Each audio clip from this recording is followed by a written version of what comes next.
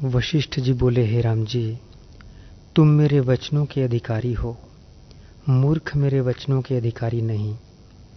क्योंकि जप, तप, वैराग्य, विचार, संतोष आदि जिज्ञासु के शुभ गुण जो शास्त्रों और संत जनों ने कहे हैं, उनसे तुम संपन्न हो। और जितने गुरु के गुण शास्त्र में वर्णन किए हैं, सो सब मुझ में है। और जितने गुरु के गुण शास्त्र में वर्णन किए हैं, सो सब मुझ में है। जैसे रत्न से समुद्र संपन्न है, वैसे ही गुणों से मैं संपन्न हूँ। इससे तुम मेरे वचनों को, रजो और तमो आदि गुणों को त्याग कर शुद्ध सात्विकवान होकर सुनो। जैसे चंद्रमा के उदय होने से चंद्रकांतमणि द्रवीभूत होती है और उसमें से अमृत निकलता है, पर पत्थर की शिला में से नहीं निकलता, वैसे ही जो जिज्ञासु होता है उसी को परमार्थ का वचन लगता है, अज्ञानी को नहीं लगता। जैसे निर्मल चंद्रमुखी कमलिनी हो पर चंद्रमा न हो तो वह प्रफुल्लित नहीं होती, वैसे ही जो शिष्य शुद्ध पात्र हो और उपदेश करने वाला ज्ञानवान न हो तो उसको आत्मा का साक्षात्कार नहीं होता। इसलिए तुम मोक्ष के पात्र हो और मैं भी परम गुरु हूँ। मेरे उपदेश से तुम्हारा ज्ञान नष्ट हो जाएगा। अब मैं मोक्ष का उपाय कहता हूँ। यदि तुम उसको भले प्रकार विचारोगे तो जैसे महाप्रलय के सूर्य से मंदराचल पर्वत जल जाता है, वैसे ही तुम्हारे मलिन मन की वृत्ति का अभाव हो जाएगा। इससे हे राम जी, वैराग्य और अभ्यास के बल से इसको अपने में लीन कर शांत आत्मा हो। तुमने बाल्य अवस्था में अभ्यास कर रखा है, इससे मन को उपशम करके आत्मपद को प्राप्त होगे। हे राम जी, जिन्होंने सत्संग और सत शास्त्रों द्वारा आत्मपद पाया है, सो सुखी हुए हैं। फिर उनको दुख नहीं लगा, क्योंकि दुख देहाभिमान से होता है। सो देह का अभिमान तो तुमने त्याग ही दिया है। जिसने देह का अभिमान त्याग दिया है और देह को आत्मा से फिर ग्रहण नहीं करता, सो सुखी रहता है। जिसने आत्मिक बल द्वारा, विचार द्वारा आत्मपद प्राप्त किया है, वह अकृत्रिम आनंद से सदा पूर्ण है और सब जगत उसको आनंद रूप भासता है। जो असम्यकदर्शी हैं, उनको जगत अनर्थ रूप भासता है। हे राम जी, यह संसार रूप सर्प अज्ञानियों के हृदय में दृढ़ हो गया है। वह योग रूपी गारुणी मंत्र करके नष्ट हो जाता है, अन्यथा नहीं नष्ट होता। सर्प के विष से एक जन्म में मरता है और संसरण रूपी विष से अनेक जन्म पाकर मरता चला जाता है, कदाचित शांतिमान नहीं होता।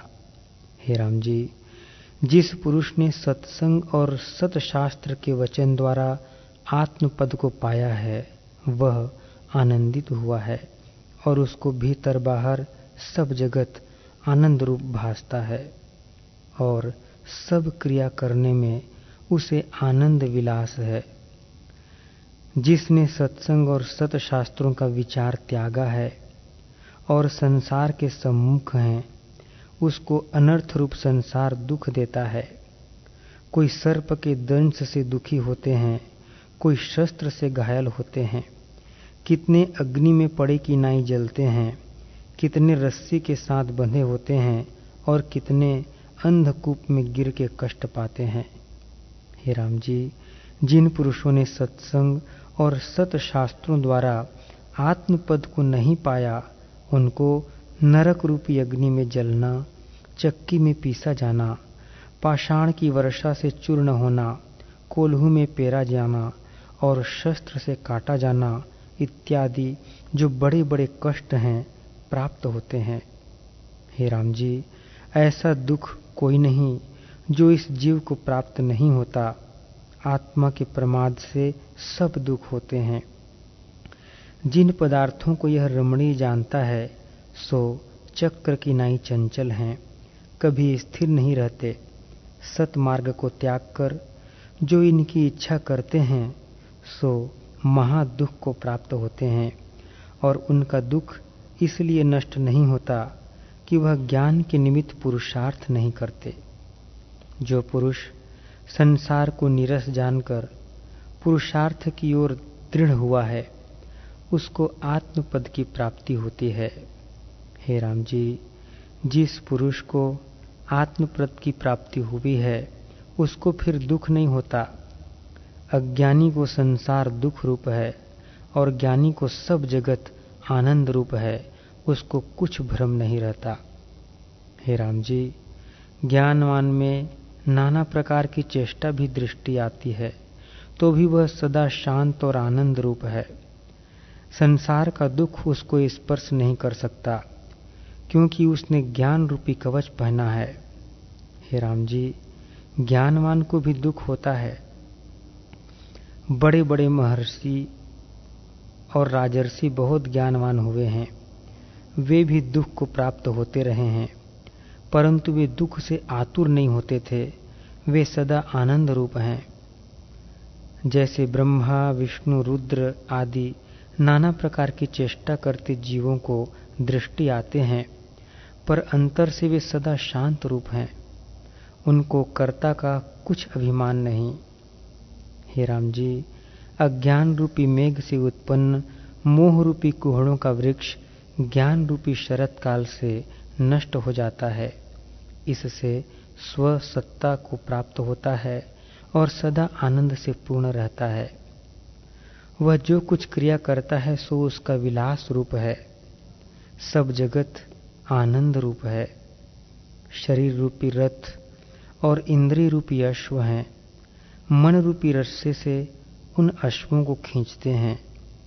बुद्धि रूपी रथ भी वही है जिस रथ में वह पुरुष बैठा है, और इंद्रिय रूपी अश्व उसको खोटे मार्ग में डालते हैं। ज्ञानवान के इंद्रिय रूपी अश्व ऐसे हैं कि जहाँ जाते हैं वहाँ आनंद रूप है और किसी ठौर में खेद नहीं पाते। सब क्रिया में उनको विलास है और सर्वदा आनंद से तृप्त रहते हैं।